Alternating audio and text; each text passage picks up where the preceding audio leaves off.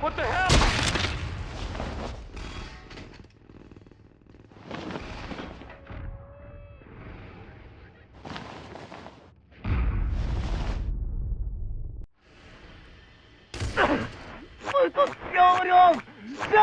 Man, you got drafted too?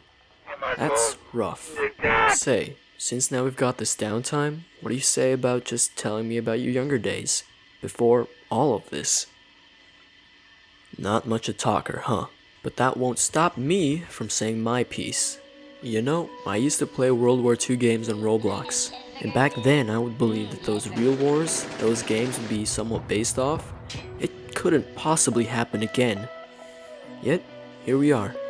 But the games I played were pretty fun. Unlike that bullet in your chest. But you know, I think I remember one of these games. I'll try to remember it for you. I think it was something called...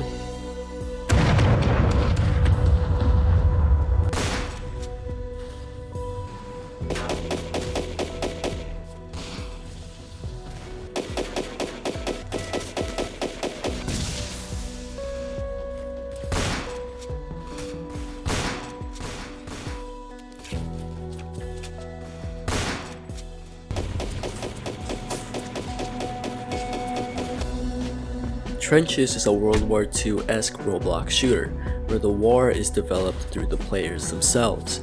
This game has plenty of things I would want to talk about, both bad and good. And so I'd like to start with...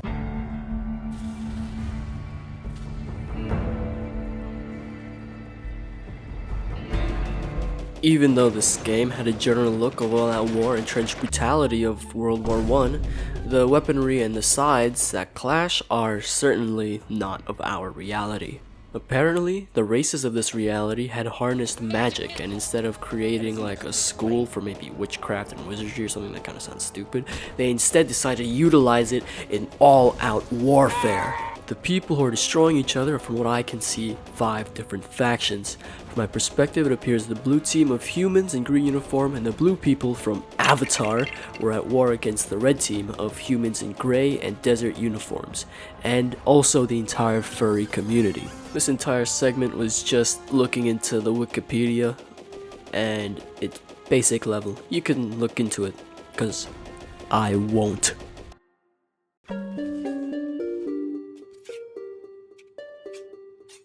What's a good first-person shooter without the key mechanic itself?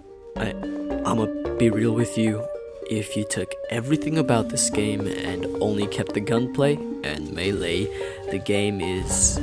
it's stinky fart poo. What? Like, are you smelling what I'm stepping on? Just look at it. This is ass! You know, it's fine. It really is. You know, this could be just bad ping, but these animations and models are not too good, but it is serviceable, even though I think it is just a part of its style. Which is ass!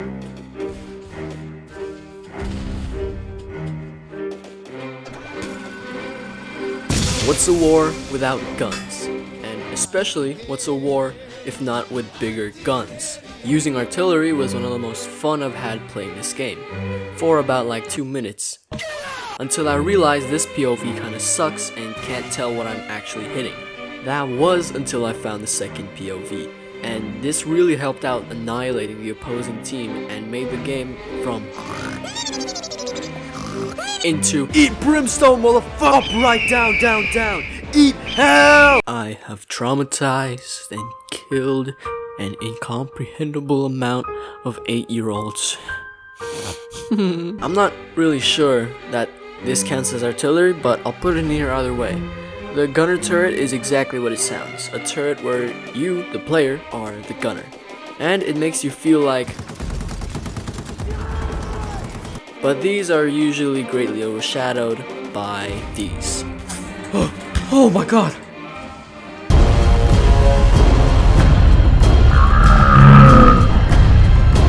Pillboxes are greatly used by both sides of the war, because instead of using players to manage these boxes, it utilizes AI to try and take down the opposing forces, making gunner turrets essentially useless as it won't fault to human error.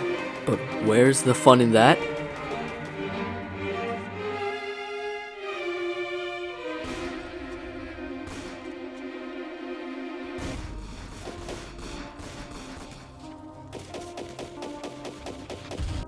When referring to vehicles, I would count that as ground-bound automobiles, you know?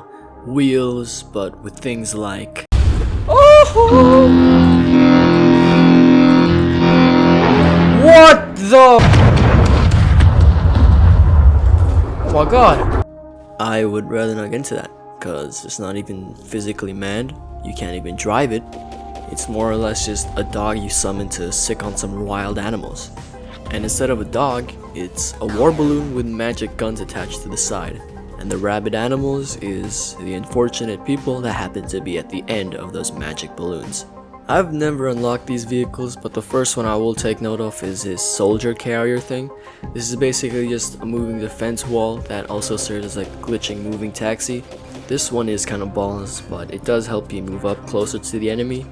But like, by the time you're up there, you're gonna get swarmed and shot and die. So, yeah. This moving turret thing seems pretty good on paper, and I do bet it'll get you some kills. But the lack of a chassis to defend yourself can lead to... Hello, motherfucker. But hey, I wouldn't call myself in that last bit because I don't have that vehicle. So, take what I said with a grain of salt. Maybe it is good. Maybe this guy was just brainless, stupid, subhuman. And the vehicle I do have is the tank. And it makes me feel... Ich heiße Schneekoak und du bist ein Scheißenkopf. Yeah, the tanks are pretty fun. The main cannon is pretty powerful and effective and will take out a bunch of people if they're clustered enough. And the secondary machine gun is really good when having to cut down a bunch of dudes that are probably farther apart from each other. And the tank has a real girth to it, so you get to live longer and rack up a kill count. The main problem I have with the vehicles is that they're locked behind a level barrier. So it doesn't matter if you're good at the game, you just have to have the amount of levels you needed to unlock it. But I'm like 2 in dog years, so my word doesn't really count. And I'm also not a game developer, but counter argument against myself, I have a tank now, so I can't really complain.